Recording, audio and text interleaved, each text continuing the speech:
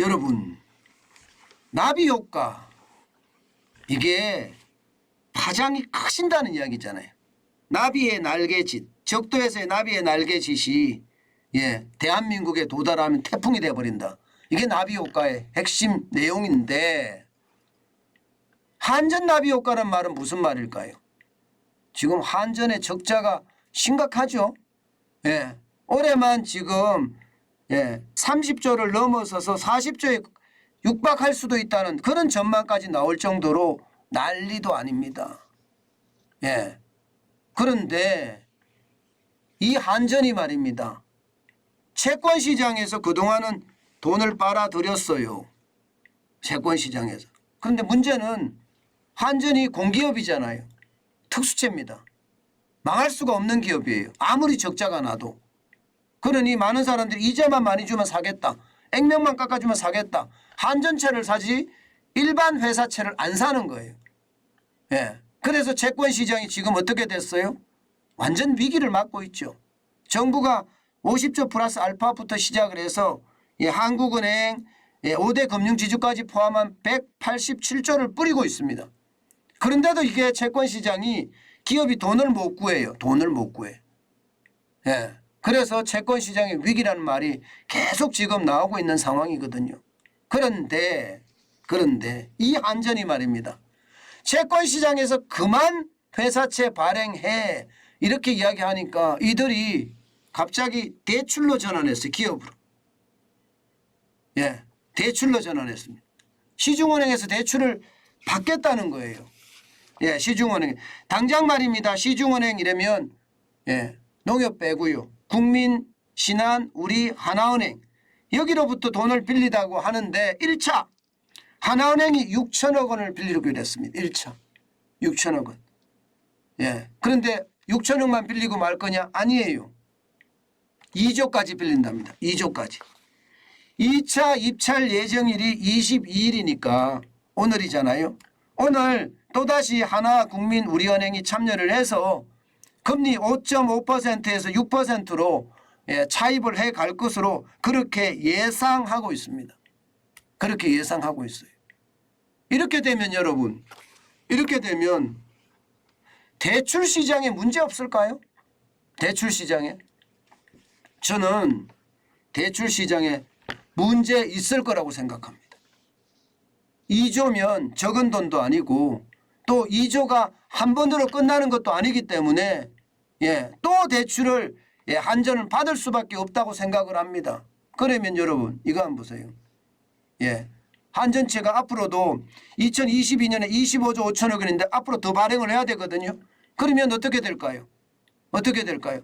계속해서 말입니다. 계속해서 대출을 받아야 됩니다. 저는 이 와중에 최악을 맞을 수도 있다고 생각합니다. 여러분 이거 한번 보세요. 2022년 9월 현재 기업입니다. 기업이 대출을 받은 게 9월에 694조 8,900억 원입니다. 근데 10월 27일입니다. 10월 27일. 한 달이 안 됐어요. 한 달이 안 됐는데 지금 얼마나 빌렸나요? 기업이. 적어도 말입니다. 9조가량 빌렸죠. 9조. 그죠? 10월 말까지 하면 거의 10조가량 빌렸습니다. 한 달에. 한 달에 기업이 은행에서 10조가량 빌렸다는 거예요. 그런데 지금 한전이 지금처럼 또 시중은행에서 돈을 빨아 가버리면 은행이 대출을 할 여력이 생길까요? 여력이 생기기는 생기겠죠. 돈을 더 많이 은행채를 발행을 하면 되니까. 근데 이게 여러분 생각을 해보세요. 이게 결국 말입니다. 은행이 돈을 더 많이 빌려주기 위해서 은행채를 발행한다. 그러면 채권시장의 위기는 또 오게 돼 있어요. 채권시장에서 가장 인기가 있는 거, 신용이 가장 좋은 게 인기가 있겠죠. 그럼 시장에서 가장 인기가 있는 게 뭘까요? 국고채입니다. 그 다음이 은행채예요. 그 다음이 특수채입니다. 한전 같은 공기업의 특수채입니다. 그런 걸 감안해 본다면 이게 은행이 말입니다.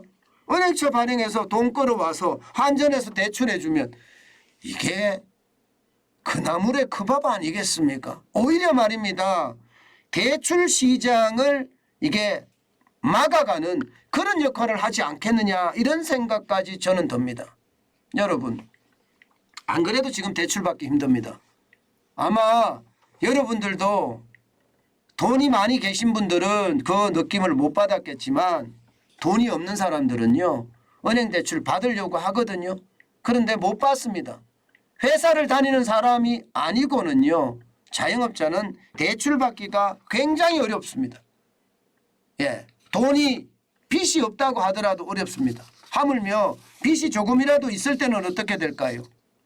그만큼 더 어려워지겠죠. 더 어려워질 겁니다. 저는 결국 말입니다. 한전이 이게 대출로 전환, 회사채 발행을 안 하고 대출로 전환함으로써 결국 피해를 보는 것은요. 자영업자, 소기업, 중기업 그리고 중견기업 한 걸음 더 나아가서 신용도가 낮은 대기업 다 충격을 볼 수 있다고 생각을 합니다. 저는 결국 말입니다. 결국 한전의 문제를 해결하는 것은요. 여야가 합심을 해서 전기요금을 올리는 거예요. 그래서 국민적 설득을 해야 됩니다.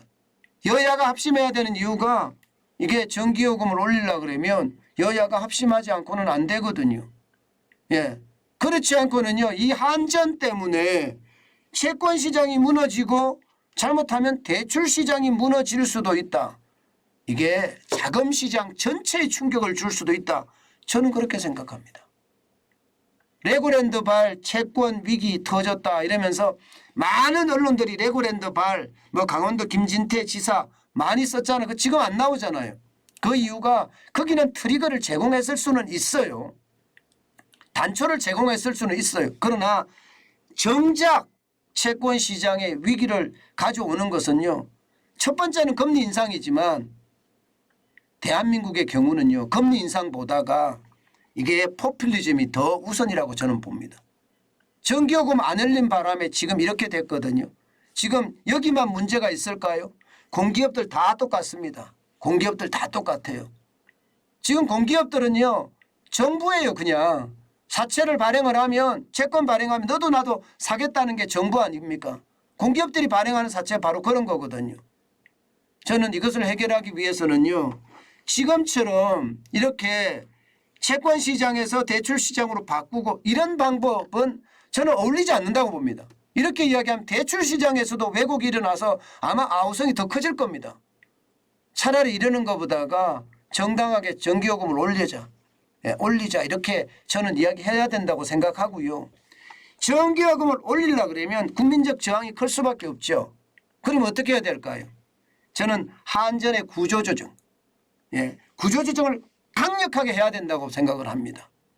그래야지만이 국민들이 그래 한전이 진짜 어렵고 구조조정해서 이게 뭐 원래는 이게 원유나 가스나 석탄이 많이 올랐기 때문에 그런 거야. 어려우니까 당분간 감수를 하지 뭐. 그리고 언젠가는 또 전기요금 내려주겠지. 이게 원자력 발전소가 가동을 하고 그러면 전기요금을 더 싸게 만들 수가 있으니까 나아지겠지. 이렇게 저는 국민적 설득을 이룰 수 있다고 생각합니다. 가장 필요한 것은 개혁입니다. 구조조정해야 되는 겁니다. 그게 국민들에게 설득을 받을 수 있는 국민들에게 전기요금 올려도 괜찮아 이렇게 생각할 수 있는 첫 번째 요소라는 거예요. 국회가 여야 합심해서 해야 됩니다. 이거는요.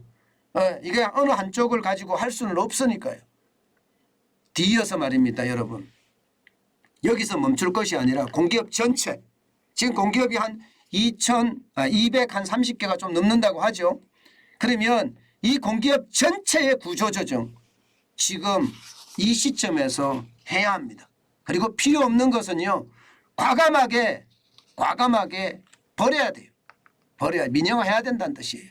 과감하게. 이게 정부가 계속 싸고 갈 필요가 없다는 뜻입니다. 그렇지 하지 않고는요. 자금 시장의 왜곡은 점점 커질 거고요.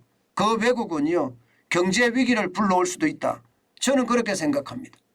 지금 그 일을 하지 못하면 결국 말입니다. 그 위기는 고스란히 윤석열 정부에서 안 터질 수도 있어요. 다음 정부 누군지 모르지만 다음 정부에서 터질 수도 있습니다. 저는 그런 것을 이렇게 계속 미루는 것이 아니라 해결을 하고 넘어가야 된다고 생각해요. 그것만이 우리가 살 길이다. 저는 그렇게 생각합니다. 제발이지 지금처럼 또 자금시장의 경색, 대출시장의 어떤 최악의 상황이 오면 우리 같은 서민들, 우리 같은 필부들은요 진짜 어려워집니다. 제발이지 이게 정석대로 저는 갔으면 좋겠어요. 그 정석이 한전의 구조조정, 그 뒤은 전기요금 인상입니다.